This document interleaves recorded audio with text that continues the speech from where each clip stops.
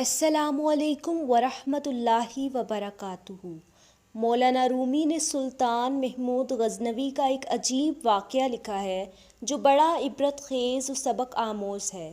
وہ یہ کہ سلطان محمود غزنوی کے زمانے میں چوروں کا کچھ زیادہ زور ہو گیا اور بادشاہ اس کی وجہ سے پریشان ہوا اور چوروں کو پکڑنے کے لیے ایک عجیب تدبیر نکالی کہ شاہی لباس اتار کر چوروں کا سب پھٹا پرانا لباس پہن لیا اور شہر میں گشت کرنے لگے۔ ایک جگہ پر دیکھا کہ بہت سے چور اکٹھے بیٹھے ہوئے آپس میں گفتگو کر رہے ہیں۔ بادشاہ بھی ان میں بیٹھ گیا۔ چوروں نے پوچھا کہ تم کون ہو؟ بادشاہ نے کہا کہ میں بھی تم جیسا ہوں۔ چوروں نے سمجھا کہ یہ بھی کوئی چور ہے۔ انہوں نے کہا کہ تم اپنا کوئی ہنر بتاؤ، اگر تمہارے اندر کوئی ہنر ہوگا تو ہم تم کو اپنے ساتھ شریک کر لیں گے، ورنہ نہیں۔ بادشاہ نے کہا پہلے آپ لوگ اپنا اپنا ہنر بتاؤ، پھر میں اپنا ہنر بتاؤں گا۔ ایک چور نے کہا کہ میں اونچی سے اونچی دیوار پھاند کر مکان میں داخل ہو جاتا ہوں، اگرچہ وہ بادشاہ کا قلعہ ہی کیوں نہ ہو۔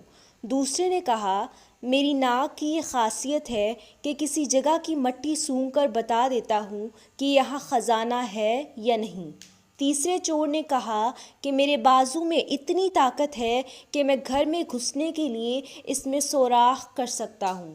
چوتھے چور نے کہا کہ میں ماہر حساب ہوں، پی ایچ ڈی کیا ہوا ہے، کتنا ہی بڑا خزانہ کیوں نہ ہو چند لمحوں میں حساب لگا کر تقسیم کر دیتا ہوں۔ پانچویں چور نے کہا کہ میرے کانوں میں یہ ایسی خاصیت ہے کہ میں کتے کی آواز سن کر بتا دیتا ہوں کہ کتا کیا کہہ رہا ہے۔ چھٹے چور نے کہا کہ میری آنکھ میں یہ خاصیت ہے کہ جس چیز کو رات میں دیکھ لیتا ہوں دن میں اس کو پہچان لیتا ہوں۔ اب بادشاہ نے کہا کہ میری داڑھی میں یہ خاصیت ہے کہ جب مجرمین کو پھانسی کے لیے جلاد کے حوالے کیا جاتا ہے، اس وقت اگر میری داڑھی ہل جاتی ہے تو مجرمین پھانسی کے پھندے سے بچ جاتے ہیں۔ چونکہ وہ بادشاہ تھا، اس نے ایک خاص لطیف انداز سے اپنا ہنر اور کمال بیان کیا۔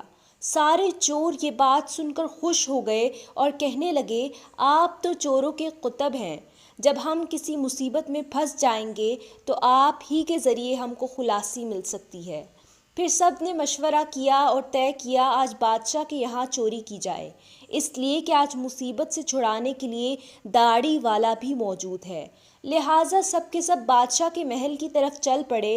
راستے میں کتا بھونکا تو کتے کی آواز پہچاننے والے نے کہا کہ کتا کہہ رہا ہے کہ بادشاہ تمہارے ساتھ ہے۔ لیکن چور پھر بھی چوری کے ارادے سے باز نہ آئے اور بادشاہ کے یہاں چوری کر ڈالی اور خزانہ لوٹ لیا اور جنگل کی طرف چلے گئے۔ وہاں بیٹھ کر ماہر حساب نے حساب لگا کر چند منٹوں میں سب کو تقسیم کر دیا۔ بادشاہ نے کہا سب لوگ اپنا پتہ لکھوا دو تاکہ آئندہ چوری کرنا ہو تو ہم سب لوگ آسانی سے جمع ہو سکیں۔ سب کا پتہ نوٹ کر لیا گیا اور سب نے اپنا اپنا راستہ الگ کر لیا۔ اگلے دن بادشاہ نے عدالت لگوائی اور پولیس کو حکم دیا کہ سب کو پکڑ کر لاؤ، اور جب سب چور ہتھ کڑیاں ڈال کر حاضر کیے گئے، بادشاہ نے سب کو پھانسی کا حکم دے دیا اور کہا کہ اس مقدمے میں کسی گواہ کی ضرورت نہیں کیونکہ سلطان خود وہاں موجود تھا۔ یہاں ایک بات عرض کرتی ہوں کہ اسی طرح قیامت کے دن اللہ کو کسی گواہ کی ضرورت نہیں ہوگی، اس لیے کہ قرآن میں آتا ہے تم جہاں بھی ہو وہ تمہارے ساتھ ہے، اگر تم دو ہو تو تیسرا اللہ ہے، چار ہو تو پانچواں اللہ ہے، جب تم بدکاریاں کرتے ہو تو اللہ سب دیکھتا ہے۔ اللہ کو کسی گواہ کی ضرورت نہیں، اس کے باوجود قیامت کے دن بندوں پر تمام حجت کرنے کے لیے ہاتھوں اور پیروں کی، فرشتوں کی اور صحیفہ اعمال کی گواہی ہوگی۔ الغرض جب 6 کے 6 چور پھانسی کے تختہ پر کھڑے ہو گئے تو وہ چور جو آنکھوں کی خاصیت والا تھا، اس نے بادشاہ کو پہچان لیا کہ یہ تو وہی شخص ہے جو رات ہمارے ساتھ تھا۔ وہ تختہ دار سے چلایا کہ حضور کچھ دیر کے لیے امان دی جائے اور آپ سے تنہائی کا موقع دیا جائے۔ بادشاہ نے کہا ٹھیک ہے، تھوڑی دیر کے لیے پھانسی کو موقوف کر دو اور اس کو میرے پاس بھیج دو۔ اس نے حاضر ہو کر عرض کیا حضور، سب نے اپنی خاصیت بتائی تھی، ہر ایک نے اپنا ہنر بتایا تھا، میں نے بھی اپنا ہنر بتایا تھا کہ میں دیکھ کے پہچان لیتا ہوں، لہٰذا میں نے آپ کو پہچان لیا کہ آپ نے وعدہ فرمایا تھا جب مجرموں کو تختہ دار پر چڑھایا جاتا ہے، اگر اس وقت آپ کی داڑھی ہل جاتی ہے تو مجرمین پھانسی سے نجات پا جاتے ہیں، لہٰذا آپ اپنا ہنر ظاہر فرمائیں تاکہ ہماری جان خلاصی پائے۔ سلطان محمود نے کہا، تمہارے ہنروں نے تو تمہیں مبتلائے قہر کر دیا، لیکن یہ شخص جو سلطان کا عارف ہے، اس کی چشم سلطان شناس کی تفیل میں تم سب کو رہا کرتا ہوں۔